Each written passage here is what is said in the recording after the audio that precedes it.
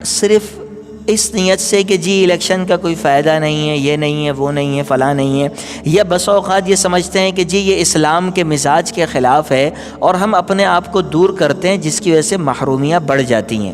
یہ بات سمجھنی چاہیے، پہلے بھی میں نے وضاحت سے عرض کیا، اس پہ بحث ہو سکتی ہے کہ خلافت ہے یا جمہوریت،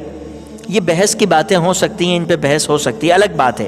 لیکن یہ بات بنیادی طور پر یاد رکھیں کہ اس وقت خلافت قائم ہو ہی نہیں سکتی۔ اس وقت حالیہ وقت میں خلیفہ کون ہوگا؟ میں اگر عجیب بات عرض کروں کہ اگر اس مسجد میں ہم معلوم کریں کہ خلیفہ کون ہوگا تو انشاءاللہ کئی درجن لوگ ہاتھ اوپر کریں گے کہ مجھے خلیفہ بنا دیں۔ الیکشن کا ماحول چل رہا ہے اور الیکشن کے دن چل رہے ہیں، ہمیں بنیادی طور پر یہ بات سمجھنی چاہیے کہ یہ وہ دن ہوتے ہیں جب ہمارا مذہبی طبقہ اس الیکشن کا صرف اس نیت سے کہ جی الیکشن کا کوئی فائدہ نہیں ہے، یہ نہیں ہے، وہ نہیں ہے، فلاں نہیں ہے، یا بس اوقات یہ سمجھتے ہیں کہ جی یہ اسلام کے مزاج کے خلاف ہے اور ہم اپنے آپ کو دور کرتے ہیں، جس کی وجہ سے محرومیاں بڑھ جاتی ہیں۔ یہ بات سمجھنی چاہیے، پہلے بھی میں نے وضاحت سے عرض کیا، اس پہ بحث ہو سکتی ہے کہ خلافت ہے یا جمہوریت، یہ بحث کی باتیں ہو سکتی ہیں، ان پہ بحث ہو سکتی ہے، الگ بات ہے، لیکن یہ بات بنیادی طور پر یاد رکھیں کہ اس وقت خلافت قائم ہو ہی نہیں سکتی۔ اس وقت حالیہ وقت میں خلیفہ کون ہوگا؟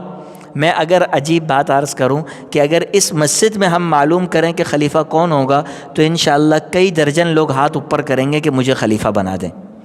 اس امت مسلمہ کا خلیفہ مجھے بنا دیا جائے۔ ہماری ایک چھوٹی سی مسجد، ایک محلہ ہے، اگر اس محلے کے اندر آپ اور ہم جا کر پوچھیں کہ جی خلیفہ یعنی وزیر اعظم مکمل اختیار کے ساتھ تو ہم میں سے ہر دوسرا شخص یہ کہے گا یار مجھے بنا دو، کم از کم ایک دن کے لیے اسے وزیر اعظم بنا دو۔ تو خلافت کا تصور ممکن نہیں ہے۔ خلیفہ بنائیں گے آپ کس کو؟ ہر جماعت کا اپنا خلیفہ ہوگا اور ہر علاقے کا اپنا خلیفہ ہوگا، بلکہ میں عرض کروں کہ شاید اگر خلافت کی آپ نے ہوا چل گئی تو شاید ہر گھر کا ایک خلیفہ مقرر ہونا شروع ہو جائے کہ وہ بولے اس گھر کا خلیفہ میں ہوں، اس کے اختیارات میرے پاس ہیں۔ یہ ایک فقہی بحث اپنے دائرہ کار میں ہوتی رہے گی، جو علماء کا منصب ہے، علماء کی بحث ہے، وہ علماء کے درمیان ہونی چاہیے کہ خلافت ہو یا جمہوریت ہو اور خلافت کس طرح آئے گی۔ موجودہ وقت میں خلافت کا چانس نہیں ہے اور یہ عوام کی بحث بھی نہیں ہے۔ عوام کی ذمہ داری یہ ہے کہ اس موجودہ سسٹم میں رہتے ہوئے اپنے علاقے کے لیے خیر خواہ آدمی کو دیکھ کر ووٹ جا کے اسے دے آئیں۔ یہ دیکھیں کون خیر خواہ ہے، سابقہ ریکارڈ چیک کریں، جذبات میں نہیں، کسی جماعت کو جذبات میں ووٹ نہیں دیں، اس کا ریکارڈ چیک کریں، دیکھیں کہ ہمارے محلے کے لیے کون خیر خواہ ہے، ہمارے محلے کے لیے دین کے لحاظ سے کون خیر خواہ ہے، ہمارے محلے کے لیے امانت دار، دیانت دار، اخلاق کے لحاظ سے کون ہے، اور ان ساری چیزوں کو دیکھتے ہوئے اس شخص سے جا کر بات چیت کرنے کے بعد پھر اس کو ووٹ دیں۔ آگے اللہ کے حوالے یہ بات یاد رکھنی چاہیے کہ اگر ہم کسی شخص کو ووٹ دیتے ہیں اور وہ ہمارے ووٹ کے ذریعے حکومت کے ایوان تک پہنچتا ہے تو اس کے کیے جانے والے ثواب کے اندر بھی میں اور آپ شریک ہیں، گناہوں کے اندر بھی میں اور آپ شریک ہیں۔ یہ ہمارے یہاں ممبر و محراب سے یہ باتیں بہت کم بتائی جاتی ہیں، اور وہ نہ بتانے کی وجہ بھی ہوتی ہے کہ ممبر و محراب والے ڈر رہے ہوتے ہیں کہ ایسا نہ ہو کہ لوگ اس کو سیاست کی طرف موڑ دیں گے کہ جی یہ کسی سیاسی جماعت کی کمپین چل رہی ہے، اور دیگر مسئلے مسائل ہوتے ہیں۔ الحمدللہ ہمیں ایسا کوئی مسئلہ نہیں ہے درپیش، اور جو بات عوام کی ضرورت ہوتی ہے الحمدللہ وہ کھلے عام کہتے ہیں، جو عوام کا اس وقت مفاد اور مد نظر اور ضرورت ہے وہ بات کرتے ہیں۔ بقیہ اچھا لگے یا برا لگے،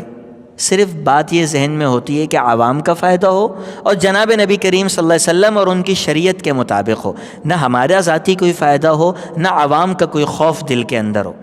جو بات ان کے فائدے میں۔ اس وقت فائدے کی بات یہ ہے کہ الیکشن کے موقع پہ کسی جماعت کے پیچھے نہ بھاگیں، سوچ کے سمجھ کے محلے کی سطح پر غور کر کے جو ہمارے بزرگ ہیں، جوان ہیں، اکٹھا ہو کر سمجھ لیں کہ یہ ہے جو ہمارے لیے فائدہ مند ہو سکتا ہے، پھر اس کو ووٹ دیں، اور پھر اس سے پوچھے بھی صحیح، ایسے ووٹ نہ دیں، یہ قیمتی چیز ہے، اس سے پوچھے بھی صحیح کہ تمہیں ووٹ دے رہے ہیں، کیا تمہارا منشور ہے، کیا کر کے دو گے ہمارے علاقے کے لیے، تم نے ہمارے اتنے سال برباد کر دیے، کس طرح کیے برباد، ہمیں جواب دو، صرف وہ ہمارے ووٹ سے اوپر پہنچنا چاہیے جو ہمارے بھی مفادات کا تحفظ کرے اور اسلام کے مفادات کا تحفظ کرے۔ ان دو چیزوں کے تحفظ کرنے والے کو ووٹ دیں، بصورت دیگر آپ کا ووٹ منتشر ہوگا، کچھ اس کو کچھ اس کو کچھ اس کو، اور پھر گزشتہ 50 سال سے یہ علاقہ ہے ایک گلی کے اندر بھی کوئی کام نہیں ہو پایا ہے۔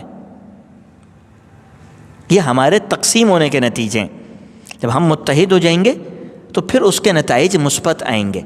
اس لیے ان پارٹی بازی اور ان چیزوں میں پڑنے کا کوئی فائدہ نہیں ہے۔ یہ میری اپنی ناقص رائے ہے۔ میں یہ سمجھ رہا ہوں کہ، اور یہ بات مد نظر رکھتے ہوئے کہ اس شخص نے جو جا کر ایوان میں ظلم کرنا ہے اس سب کے حصے دار میں اور آپ ہیں۔ جو ہمارے ووٹ سے اوپر پہنچ رہا ہے اس کے ذمہ دار ہم ہیں۔ حدیث کے یہ الفاظ ہیں۔ اس لیے بہت محتاط ہو کر اس شخص سے پوچھ گچھ کر کے اس کو ووٹ دیں اور اس عمل کا حصہ بنیں۔ اور اس بات کا کوئی تعلق کسی اور چیز سے نہیں، بلکہ یہ مفاد عامہ سے ہے، ہمارے اور آپ کے مفاد سے ہے، شریعت کے مفاد سے ہے۔ اللہ رب العزت ہمیں سمجھنے کی اور عمل کرنے کی توفیق عطا فرمائے۔